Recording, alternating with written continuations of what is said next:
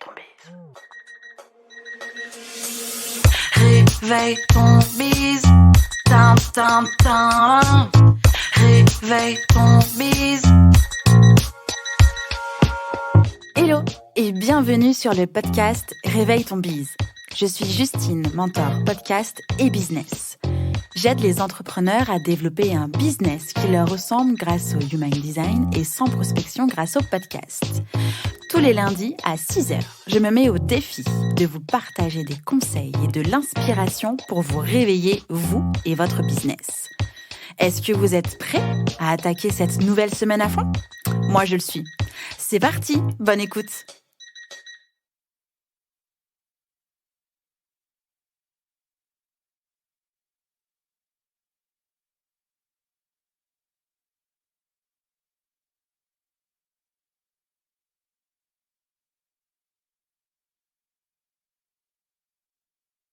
Salut Adeline.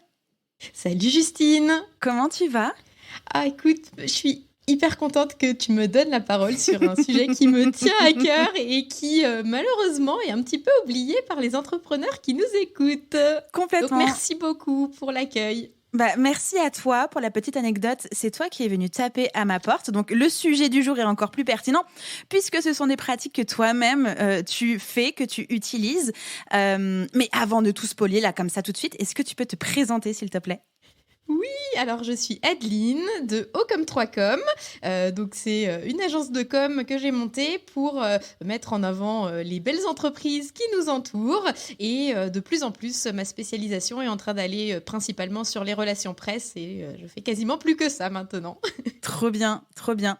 Et aujourd'hui, on va explorer le monde de la presse, le monde des relations presse, pour faire tomber le rideau et donc de partager les bonnes, meilleures, extraordinaires pratiques, conseils, astuces pour pouvoir faire de la relation presse une vraie stratégie efficace pour donner plus de visibilité à son podcast. Et comme chez moi, on fait du podcast business, et par extension, à son podcast et son entreprise. Tu es prête ? Je suis prête. Alors, parfait. On va commencer avec la question de base, histoire de débroussailler un peu le terrain. Peux-tu nous expliquer ce qu'est la relation presse et son importance, du coup, pour un podcast et une entreprise ?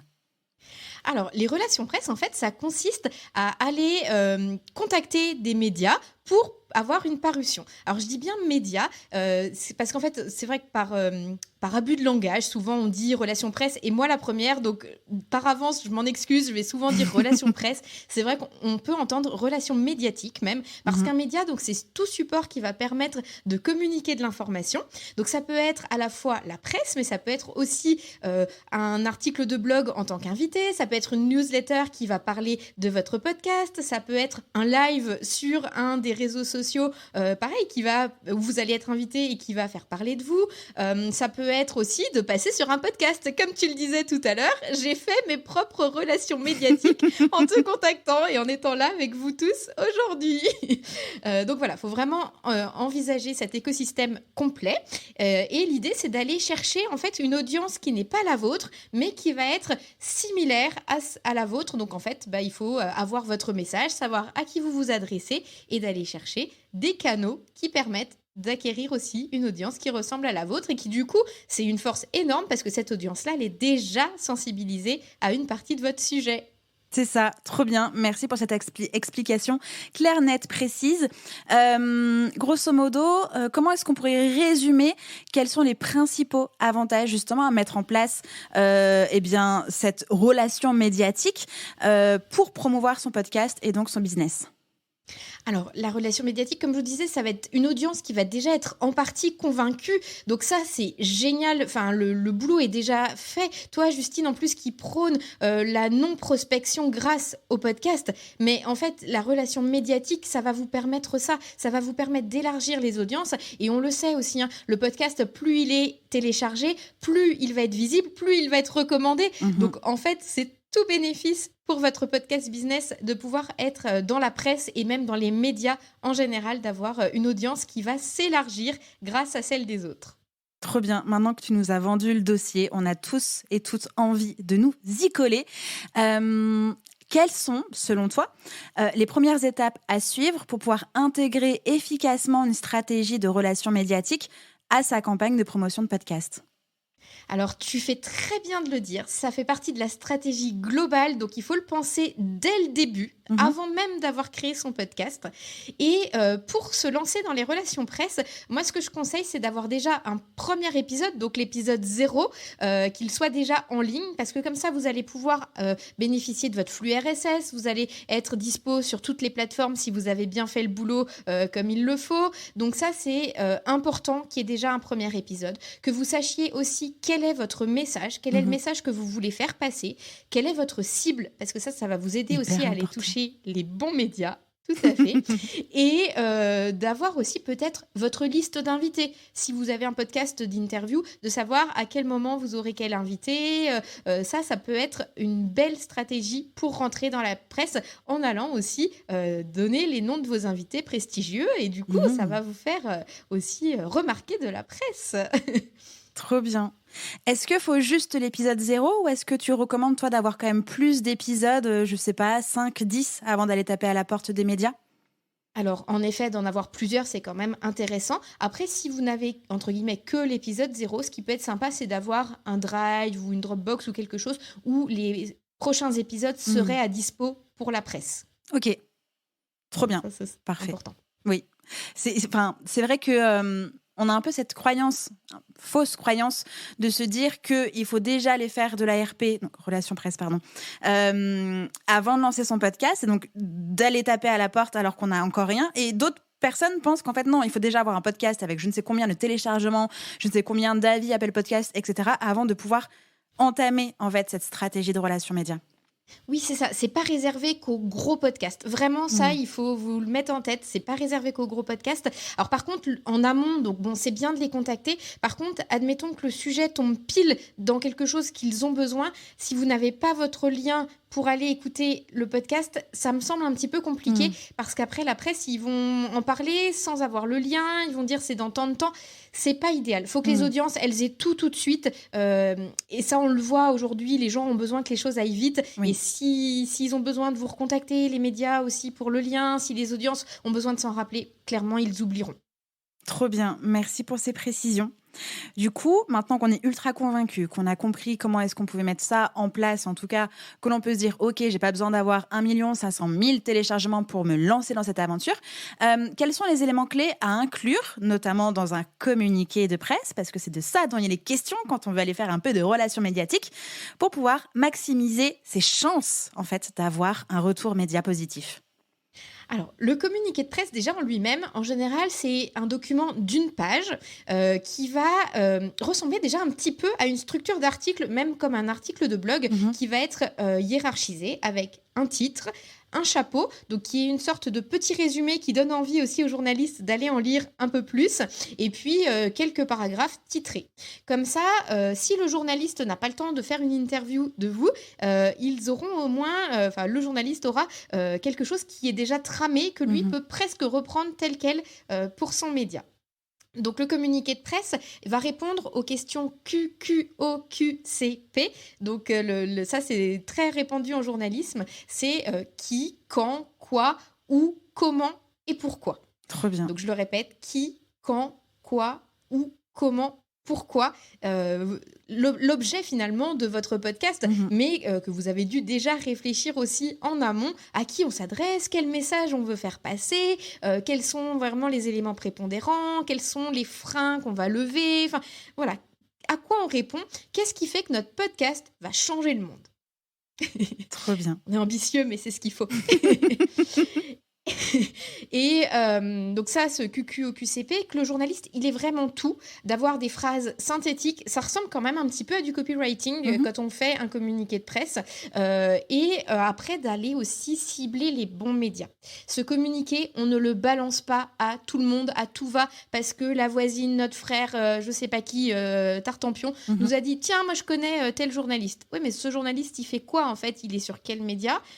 Quel est son domaine? Est-ce que c'est un journaliste sportif et dans ce cas, pour vous, un podcast business, je suis pas sûre que ça l'intéresse, même s'il vous connaît par la voisine, le frère, le tonton.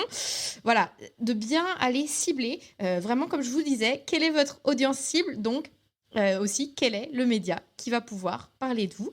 Et après, d'aller aussi réfléchir à quelques moments clés dans l'année. Est-ce que votre podcast répond à quelque chose qui est dans le marronnier, à une des journées clés? Est-ce que votre podcast répond à de l'actu aussi, par exemple, pour des clients? Alors, c'était pas pour un podcast, on est d'accord, mais l'autre jour, il y a eu une annonce du gouvernement et ils m'ont appelé, ils m'ont dit, bon, bah, on fait quoi? On y va pas? Je leur dis, bah oui, là vraiment, vu l'actu, vu votre domaine à vous, là, c'est maintenant. On était jeudi midi. Je me suis dit, bon, bah là, ça n'attend pas lundi. Donc, le jeudi après, on a fait pour que leur article puisse arriver jusqu'à la presse. Trop bien. J'imagine que les journalistes ne reçoivent pas qu'un seul communiqué tous les 36 du mois. Comment est-ce qu'on fait justement pour que ce communiqué soit captivant, impactant, unique et qu'on puisse s'assurer d'avoir une réponse positive? Comment est-ce qu'on fait? Parce qu'on va envoyer ça par mail. Comment est-ce qu'on fait? Alors, donc le ciblage, c'est vraiment la base de tout. Ça clairement, parce que tu le dis très bien, le journaliste reçoit plus de 100 communiqués par jour. Et j'ai vu une étude où il disait qu'il y avait 90% des communiqués qu'ils reçoivent qui ne les intéressent pas. Je vous laisse imaginer. Donc déjà, ça va être de commencer le mail en donnant le nom du journaliste. Bonjour un tel, hello un tel. Ça, c'est hyper important. Ça veut dire que vous avez personnalisé et que vous n'avez pas balancé justement un communiqué à 6000 personnes d'un coup. Voilà. Vous avez personnalisé. Et si vous arrivez à trouver un article que le journaliste a écrit et qui est un peu dans l'angle de ce que vous voulez proposer, c'est super de lui remettre le lien de l'article ou le titre au moins de son article, parce que lui, il se souvient de ce qu'il a écrit, en lui disant « Ah tiens, j'ai vu que vous aviez écrit sur tel sujet, je pense que mon sujet pourrait aussi donner un complément » et d'expliquer pourquoi ça donne un complément. Pas de juste dire « Je veux passer sur votre média, je veux passer sur votre podcast ». Non, c'est qu'est-ce qu'on va apporter en plus à votre audience. Tu vois, Justine, c'est aussi ce que j'ai fait en te disant, tiens, j'ai vu qu'il n'y avait pas les RP sur le podcast. Est-ce que ça te dit? Donc voilà, c'est aussi d'arriver avec un angle qui va correspondre aux médias. Donc ça, c'est hyper important. Et bien sûr, d'avoir un objet, alors de mettre CP dès le début, comme ça, ils savent que c'est un communiqué de presse et que c'est pas autre chose, mais d'avoir quelque chose d'attirant. Comme quand on écrit une newsletter. Comme je vous le disais, le côté copywriting, en fait, on le retrouve pour les médias aussi. C'est d'arriver à les convaincre d'ouvrir ce mail. Et après, dans le mail, d'expliquer pourquoi ils vont devoir aller ouvrir le communiqué de presse. Une fois qu'ils ont ouvert le communiqué de presse, pourquoi ils doivent lire, après le chapeau, les paragraphes. Vous voyez, en fait, c'est de convaincre à chaque étape le journaliste aussi d'ouvrir le communiqué de presse. C'est parfait parce que justement, c'était exactement la question qui trottait dans ma tête et dans la tête des auditeurs et des auditrices, je suis certaine. Ok, donc on a un super objet qui va nous donner envie d'ouvrir. Il faut quand même quelques phrases de présentation de pourquoi on va les inviter à aller lire ce communiqué de presse absolument fabuleux. Et une fois qu'ils ont le communiqué, ok, maintenant, pourquoi est-ce qu'on les incite à nous contacter et à faire paraître en fait son podcast? T'as super bien répondu avant même que je pose la question. Merci. Est-ce qu'il y a d'autres petites précisions? Je sais pas, la taille du texte dans le mail. Est-ce qu'on met des photos, une vidéo, un audio? Est-ce que c'est un endroit où on peut être hyper créatif et créative? Alors, d'un côté, les médias restent très factuels. Il faut aller vite. Il n'y a pas besoin non plus que ce soit ultra brandé parce qu'eux vont pas pouvoir faire paraître votre logo. À moins d'avoir rusé et d'avoir une photo de vous avec, par exemple, le logo de votre entreprise ou de votre podcast sur votre veste ou votre t-shirt ou qui est derrière vous quelque chose qui permette de le voir. Mais ils ne peuvent pas juste publier un logo et donc pas toujours juste la vignette de votre podcast. C'est bien d'avoir une photo de vous quand même.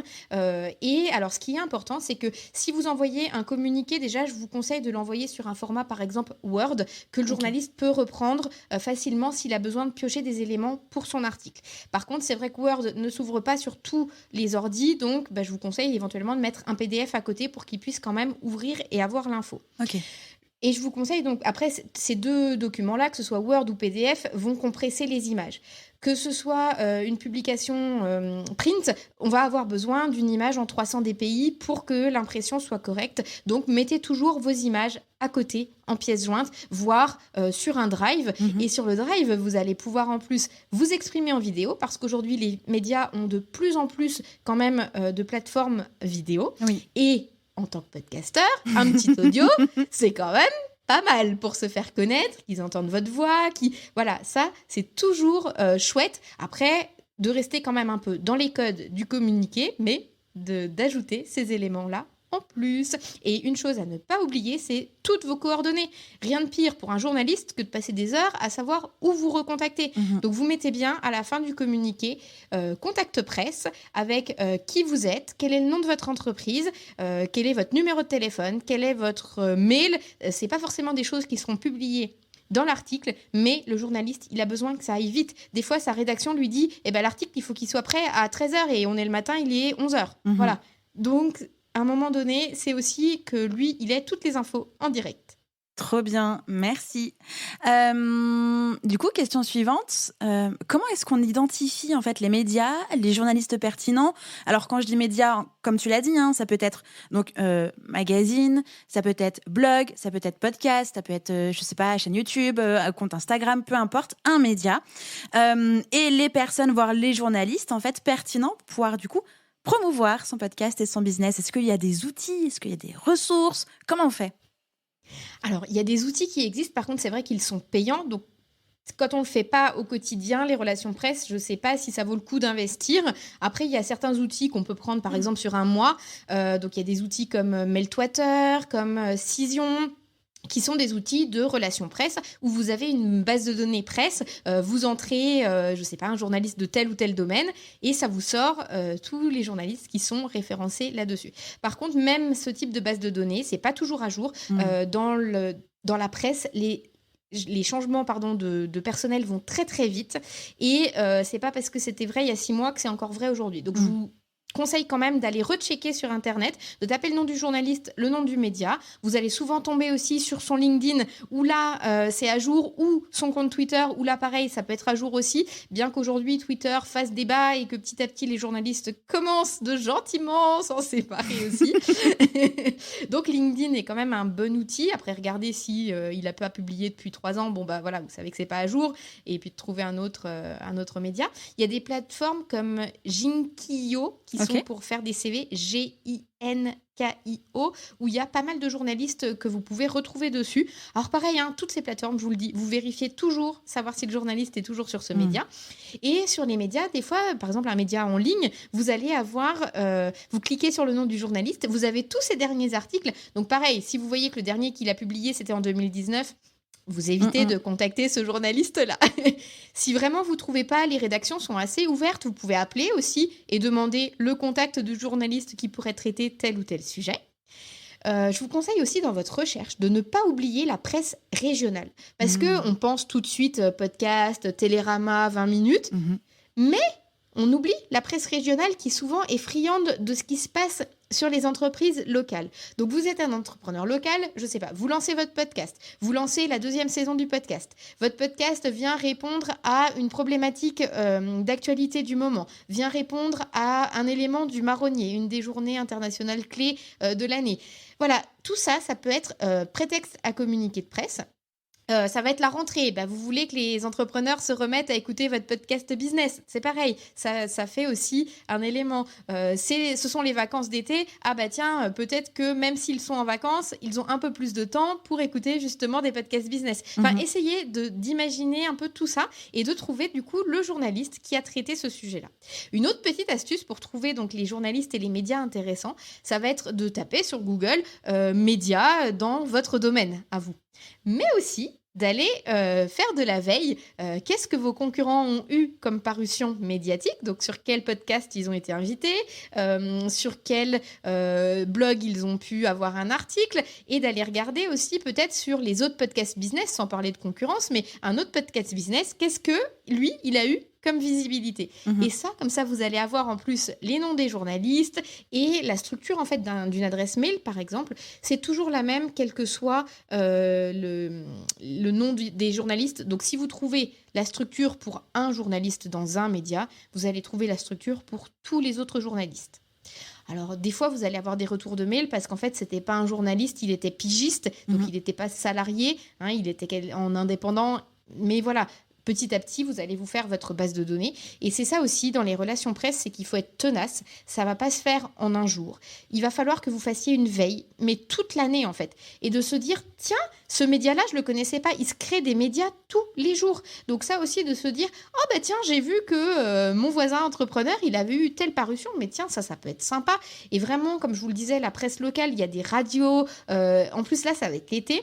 Alors l'été, c'est à double tranchant. Ça va être soit ils n'ont pas de sujet et votre sujet va être super parce qu'ils vont se dire, tiens, ça change un peu, on va les inviter.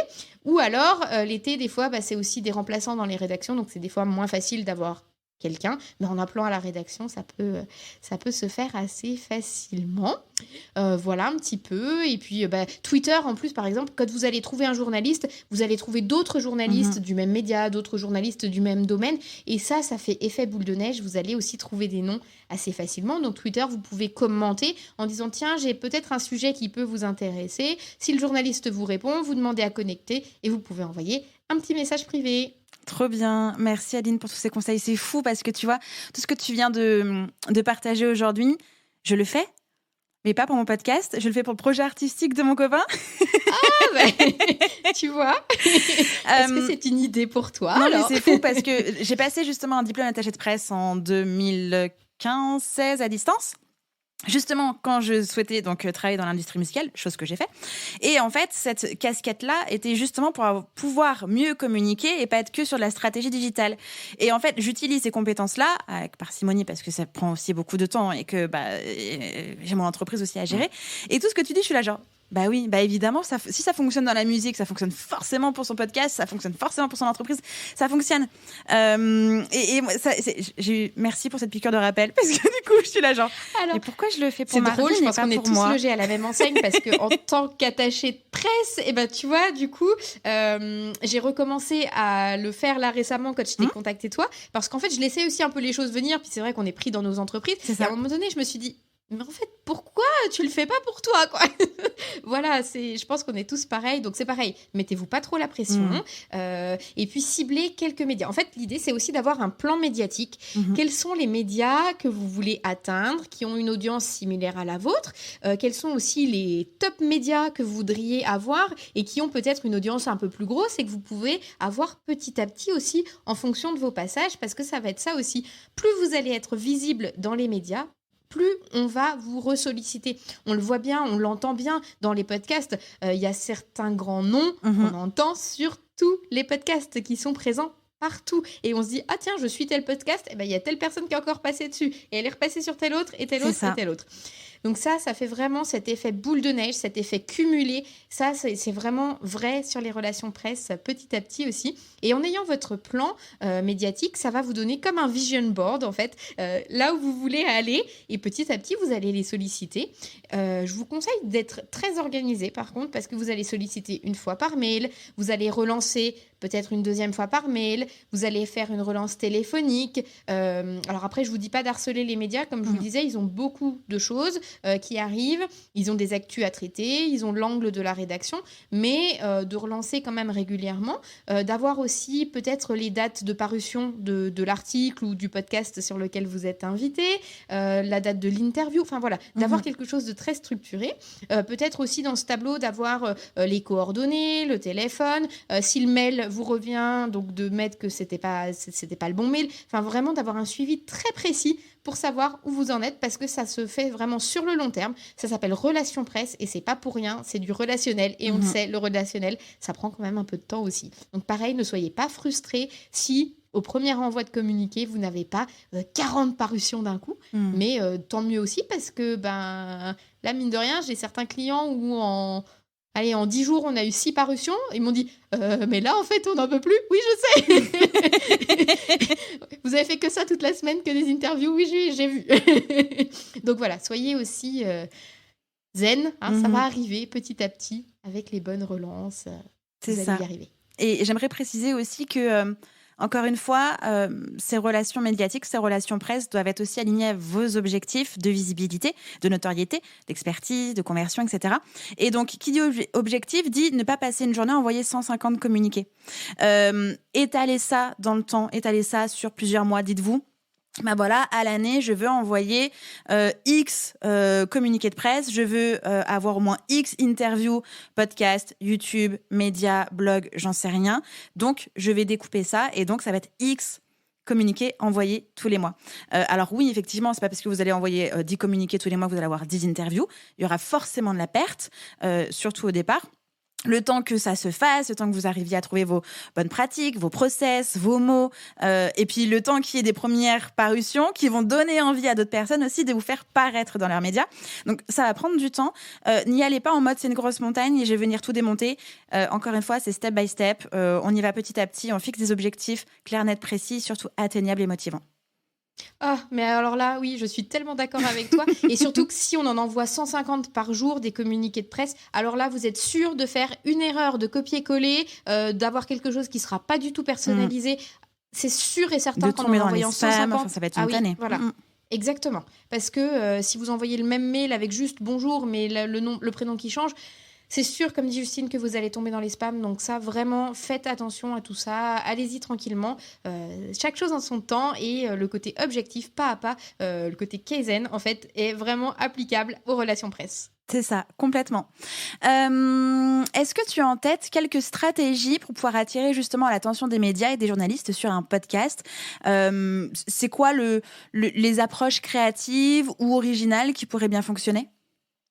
Alors, il y a certains podcasteurs qui envoient un communiqué à chaque nouvel épisode, en fait, parce que ça change d'angle, en fait. Vous changez de sujet, donc vous allez aussi pouvoir toucher d'autres médias. Et les médias aussi, à force d'entendre parler de vous, peut-être qu'à un moment donné, ils vont se dire c'était pas le moment, j'avais pas de sujet à sortir à cette personne-là, mais peut-être qu'à un autre moment, ils vont dire ah mais oui, ça fait plusieurs fois qu'on entend parler de vous, on a pile le sujet pour vous. Pour un petit exemple, j'avais par exemple sollicité France 3. Alors au lancement de mon entreprise, là pour le coup c'était pour moi, et du coup je leur envoyais régulièrement d'autres communiqués, et ils n'avaient pas forcément de quoi me faire passer, et il a fallu plus de 2 ans pour que la journaliste me rappelle et me dise « Mais en fait, ça y est, j'ai le sujet idéal pour parler de vous. » Oh Donc voilà, rien n'est jamais perdu, faites parler de vous. Donc ça peut être à chaque épisode, ça peut être à chaque invité, parce que vos invités, ils bénéficient de votre audience, mais vous, est-ce que vous pourriez pas aussi bénéficier de leur notoriété et de leur audience? Donc ça, pareil, envoyer aussi des communiqués réguliers, et comme je vous le disais, de se baser peut-être sur le marronnier, s'il y a des choses qui viennent faire sens dans votre podcast par rapport au marronnier de communication. Ça peut être aussi, comme je vous le disais, les moments clés de l'année, la rentrée, donc à la fois la rentrée de septembre, mais aussi le mois de janvier, on prend des bonnes résolutions. Pourquoi on ne prendrait pas des bonnes résolutions aussi en tant qu'entrepreneur pour écouter votre podcast et faire progresser son business? Ça peut être ça. Ça peut être aussi, si c'est un podcast business, mais plutôt podcast de marque, sans être par exemple du B2B, ça peut être aussi, je sais pas moi, si vous parlez, vous êtes chocolatier, que vous avez votre podcast qui parle du cacao, etc. Et avant les fêtes de Pâques, avant les fêtes de Noël, anticipez et surfez aussi sur cette actualité. Alors quand je vous dis anticiper, attention, on n'envoie pas ça la veille de Pâques. Le journaliste, ces sujets sont bouclés.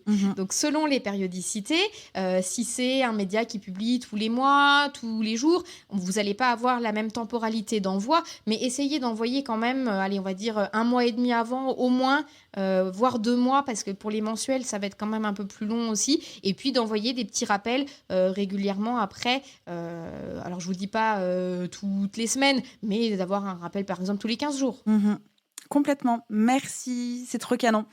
Du coup, comme on était en train de parler de potentiels exemples et de créativité, d'originalité, de comment faire, etc., est-ce que toi, tu as en tête des super podcasts, alors podcasts business, mais pas que, podcasts, qui ont réussi à tirer parti justement de la relation médiatique pour pouvoir accroître sa visibilité et selon toi, quelles ont été les clés de ces succès-là ?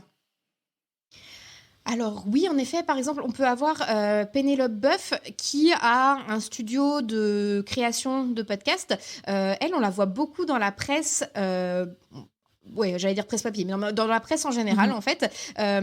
Et elle a fait beaucoup parler de son podcast, par ses podcasts, même par cette voie-là. En fait, elle expliquait, je ne sais plus dans quel podcast, qu'elle les a sollicités au culot. Et c'est un peu ça aussi. Il faut un peu y aller au culot, de dire, tiens, toi, tu ne connais pas tel ou tel média. Et ça aussi, dans votre réseau, vous avez d'autres entrepreneurs de votre réseau qui sont passés sur des médias, qui sont passés sur des podcasts. Vraiment, demandez-leur les contacts. En fait, c'est aussi comme ça que ça marche, le business. business, on se connaît les uns les autres, le réseau se fait. Donc, de demander, d'y aller au culot. Elle les a relancés. Par contre, elle disait qu'elle les avait presque harcelés, mais qu'au bout d'un moment, ça avait fini par payer. Alors bon, je ne vous conseille pas d'harceler les journalistes, hein, qu'on ne me fasse pas dire ce que j'ai pas dit, mais voilà, de vraiment d'être tenace. Ça, je crois que Pénélope Boeuf, ça a fait sa force. Ok. Et quelqu'un qu'on voit beaucoup aussi, qui a un plan médiatique assez développé. Je pensais par exemple à Caroline Mignot, Marketing Square. Caroline, on l'entend sur plein de podcasts. Elle est invitée aussi sur plein de lives. Donc vraiment, elle a aussi ce côté médiatique, pas que presse papier ou presse tout court, elle est vraiment sur tous les podcasts. Alors c'est sûr, sa renommée aussi, je pense, commence à jouer et à faire ce côté effet cumulé, comme je vous disais, effet boule de neige. Mais ça, c'est pareil, c'est quelque chose que vous pouvez aussi atteindre. C'est pas réservé qu'aux plus grands. C'est pas parce que j'ai cité 2 noms assez connus que c'est pas réservé à tout le monde, bien au contraire. Trop bien, merci beaucoup. Quels sont tes 3 meilleurs conseils, mais genre vraiment les 3 meilleurs conseils pour débuter une stratégie de relations médiatiques pour promouvoir son podcast et son business? Alors je sais, je suis toujours très bavarde, j'en aurais peut-être plus que 3. Allez, vas-y, déroule. Mais alors, de bien cibler, déjà d'avoir un message clair, déjà pour vous-même, pour savoir quelles sont vos audiences, qu'est-ce que vous voulez transmettre comme message. Comme ça va vous faciliter votre recherche de médias qui correspondraient à votre cible. Donc ça, c'est très très important parce que, comme je vous le disais, on n'envoie pas un communiqué à tout le monde comme ça, n'importe comment. Il faut vraiment cibler et d'arriver déjà avec un angle pour le média, pour que ça leur facilite la vue globale de ce que vous proposez et de si eux, dans leur ligne éditoriale, vous êtes dedans ou pas. Peut-être deuxième proposition, c'est d'être organisé, comme je vous le disais, de bien suivre à quelle date vous avez envoyé. Est-ce que c'était par mail? Est-ce que c'était par téléphone? Est-ce que vous n'aviez pas les coordonnées? Vous avez mis un message sur LinkedIn? Vraiment d'avoir quelque chose de très cadré qui ressemble un petit peu à un CRM en fait, parce que moi dedans j'ai vraiment tout. J'ai les coordonnées, j'ai les dates de contact, le moyen de contact. J'ai des petits tags aussi sur ma base de données qui me donnent l'angle du journaliste. Est-ce que c'est un journaliste autour de l'environnement? Est-ce que c'est un journaliste économique? Est-ce que c'est un journaliste business? Enfin voilà, d'avoir vraiment le panel d'infos le plus large possible. Et puis, de pouvoir relancer aussi. Le journaliste vous a dit « Non, c'est pas maintenant, peut-être dans 3 mois. » Ben, le journaliste, il va pas y penser. Alors que vous, si votre CRM ou en tout cas votre base de données vous remonte l'info « il avait dit dans 3 mois, il est temps de le relancer. » Je sais que tu avais fait un épisode aussi là-dessus, Oui. Justine, je crois sur un autre podcast où tu parlais justement du CRM. C'est ça. Mais ça, c'est vraiment comme ça pour les relations presse. Soyez aussi très organisés. Et puis, la ténacité, hein, vraiment de rien lâcher. C'est pas parce qu'on n'a pas eu de parution dès le début que ça marchera pas. Il faut refaire une petite relance, faut rappeler à leurs bons souvenirs que vous êtes là. Si vous voyez passer une actu sur ce média que vous aviez visé et qui ressemble à ce que vous aviez envoyé, relancez avec ça en disant « Tiens, j'ai vu que vous aviez fait paraître tel article, j'ai vu que vous aviez fait paraître tel épisode sur votre podcast, j'ai vu que votre blog avait traité de ça. N'oubliez pas, moi aussi, je suis là, je peux vous parler de ça. J'ai vu que vous aviez eu tel invité. Voilà, moi, je suis complémentaire à lui. Et pourquoi, en fait, vous êtes complémentaire ?» Et d'avoir ce côté un petit peu comme quand vous visez un client, en fait. Là, vous allez viser quelqu'un. C'est un humain aussi, hein, un journaliste qui reçoit des sollicitations énormes tous les jours. Donc, c'est comme quand vous visez un client. Qu'est-ce qui fait que votre client a envie d'acheter chez vous? Il y a la façon dont vous formulez les choses, il y a ce que vous êtes capable de lui apporter. Et donc, avec le journaliste, c'est pareil. Trop bien. En termes d'organisation, est-ce que tu as une idée à peu près estimée, évidemment, du temps qu'on pourrait consacrer en tant qu'entrepreneur, entrepreneuse, totalement novice dans les relations médiatiques, par semaine? C'est vrai que ça prend quand même beaucoup de temps. En fait, ce qui va prendre beaucoup de temps, déjà, c'est la partie recherche de contact. Ça, je pense que vous pouvez... Enfin, après, ça dépend du temps que vous avez à consacrer à cela. Mais une fois que vous êtes sur Internet en train de chercher, je pense que vous pouvez bien y passer 2 heures parce que vous allez aller d'un média à un autre. Vous allez, par exemple, si vous prenez un entrepreneur où vous avez vu que cette personne avait beaucoup de visibilité médiatique, qui publie en plus ses parutions sur un onglet presse sur son site, vous allez aller d'un article à l'autre. Donc, vous allez pouvoir peut-être des fois passer 2 heures pour trouver aussi la structure de mail, en cherchant si... Donc, vous allez chercher le média, vous allez chercher si le journaliste est toujours sur ce média-là, vous allez chercher la structure de mail, donc vous allez en tester plusieurs, les chercher sur Google, voir si vous les trouvez, voir si vous trouvez d'autres collègues journalistes de cette rédaction-là. Ça va être vraiment un travail de Sherlock, en fait. C'est vraiment ça. Donc, oui, je pense que quand vous vous y mettez, il faut aussi avoir, je pense, des fois 2 heures devant. Mais ça peut être même des fois, je sais pas, dans votre canapé le soir aussi, quelque part, si vous avez un peu de temps à consacrer à votre entreprise à ce moment-là. Trop bien. Merci pour toutes tes infos. On a balayé hyper large, mais quand même, est-ce qu'il y a une question que je ne t'ai pas posée et que tu aimerais que je te pose, et auquel cas, évidemment, il faudra que tu y répondes. Ah, c'est ça. Alors non, je pense pas qu'il y ait de questions que tu aies oubliées. Après, moi, il y a des petites choses que moi, j'ai oublié peut-être de dire aussi. C'est, par exemple, dans un communiqué, si vous avez des chiffres et des citations, ça, c'est pas mal. Et alors, même si on fait nos propres relations presse, alors bien sûr, si vous écrivez un podcast, vous n'allez pas faire un communiqué de presse peut-être formalisé pour passer sur un podcast. Voilà, j'imagine. Vous allez dire, je peux intervenir là-dessus. Si vous faites un communiqué qui potentiellement peut devenir un article, c'est de communiquer à la 3e personne du singulier. Okay. Il ou elle fait ci ou dit ça, ou etc. Parce que le journaliste, il faut aussi qu'il le reprenne tel quel. Et je vous dis, parfois, ils n'ont pas le temps. Donc, d'avoir quelque chose qui soit prêt à l'emploi pour le journaliste, ça peut être pas mal. Donc, employer la 3e personne du singulier, avoir des chiffres et avoir éventuellement 1 ou 2 citations de vous ou aussi de vos clients en donnant un prénom, même fictif, mais en précisant aussi ça dans le communiqué, éventuellement. Voilà. Trop bien, merci. C'est cet épisode, je me demande pourquoi je n'ai pas fait un épisode sur ce sujet bien plus tôt, au jour où on enregistre l'épisode 128.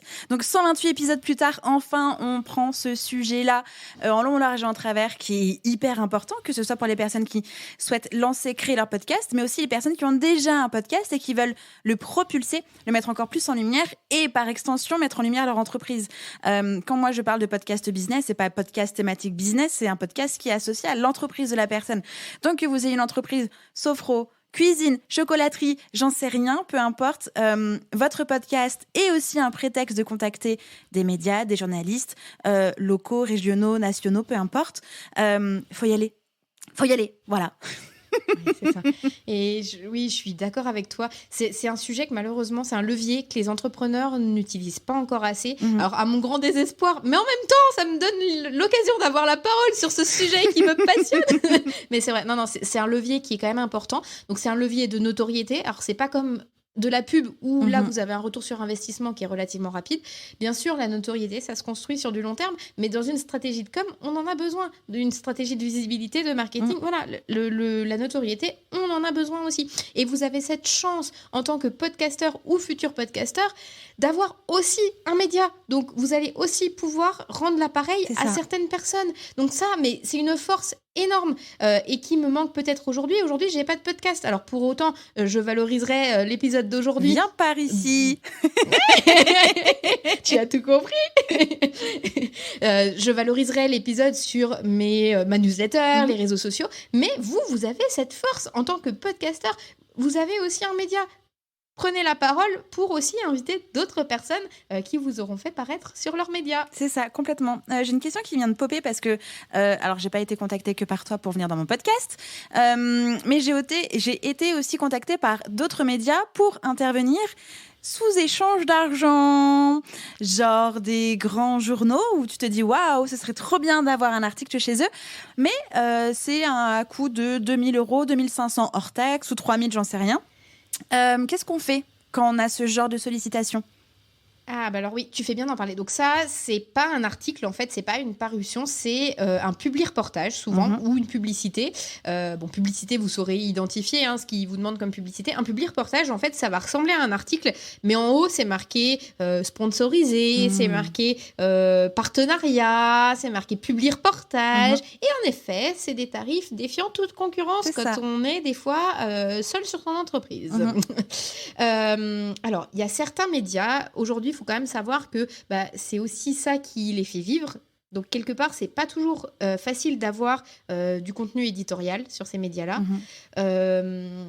Mais en même temps, moi, pour payer quelque chose, assurez-vous que la cible soit vraiment très, très, très précise C'est ça. et qui corresponde vraiment à la vôtre.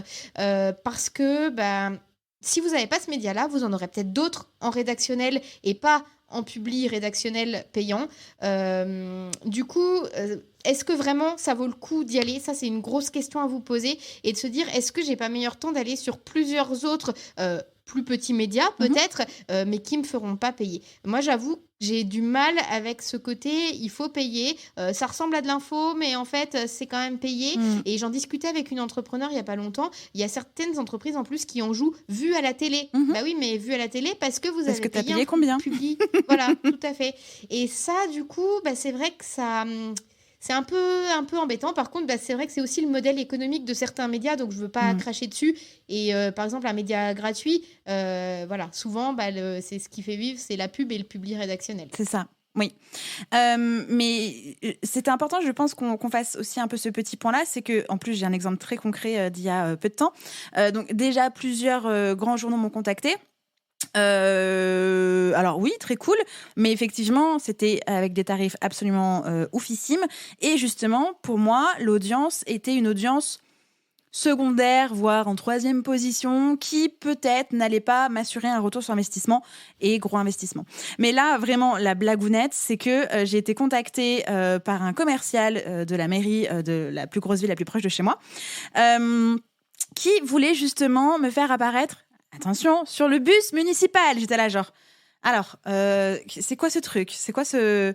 Comment? Voilà, j'étais là genre, ok, le bus municipal, très bien. Qui, en plus, transporte des écoliers et des clubs de sport. Donc déjà, de base, les gens à l'intérieur, genre, non, on n'est pas... Non, c'était trop... pas concernée. Et donc, quand même, je me dis, bon, je vais quand même rencontrer cette personne-là, parce que moi-même au téléphone, je dis, non, mais la cible de la ville la plus proche et les personnes qui vont être transportées, c'est pas mon audience, c'est pas ma cible, c'est pas mes clients idéaux. Si, c'est pour ça que je vous contacte et tout. Bon, je me dis, peut-être qu'il a fait une petite étude, on va quand même voir, parce que peut-être que je me plante, peut-être que j'ai une grosse croyance limitante qui fait que, comme je suis pas en ville, peut-être que autour de chez moi, il n'y a que des agriculteurs et des paysans, ce qui est complètement faux, mais c'est quand même un truc quand même qui est assez ancré dans le terroir chez moi.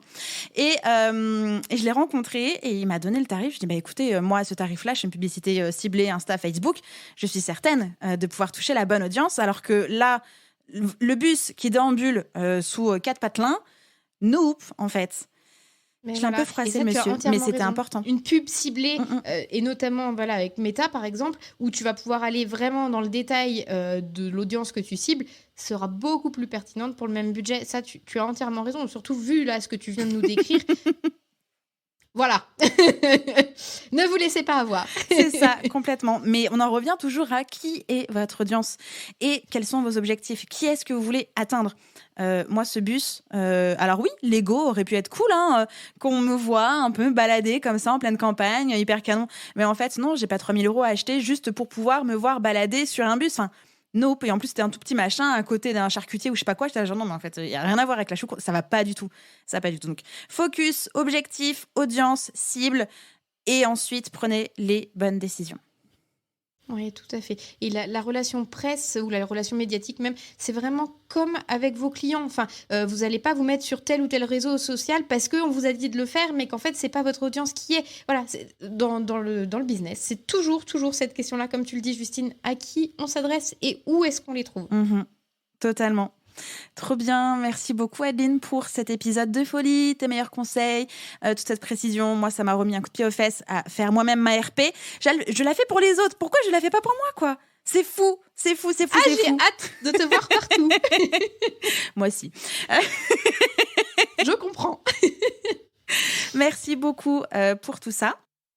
Et évidemment, merci pour cet épisode de podcast dans sa globalité. J'ai passé un trop bon moment avec toi. Vraiment, c'était absolument génial.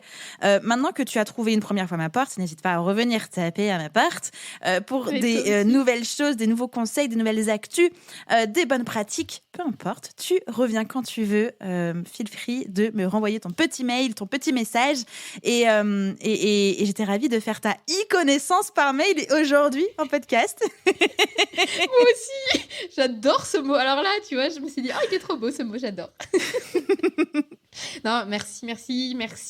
Je sens que tu es quelqu'un d'enjoué comme moi et ça fait plaisir en face de trouver quelqu'un qui a le sourire, qui rigole, Voilà, merci pour ce temps de parole que tu m'as donné. Et je précise aux personnes qui nous ont écoutés, qui ont pris le temps de nous écouter, que le meilleur des liens est en description de l'épisode. Donc, le meilleur des liens pour retrouver Adeline sur le web, dans la vraie vie, mais aussi son petit freebie pour pouvoir vous aider, en fait, à vous lancer dans les relations médiatiques, en tout cas à avoir une très bonne checklist.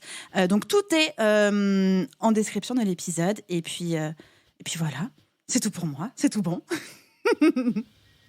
Merci. Bye bye. J'espère que cet épisode vous a plu. N'hésitez pas à partager le podcast à une personne qui veut aussi se réveiller avec vous.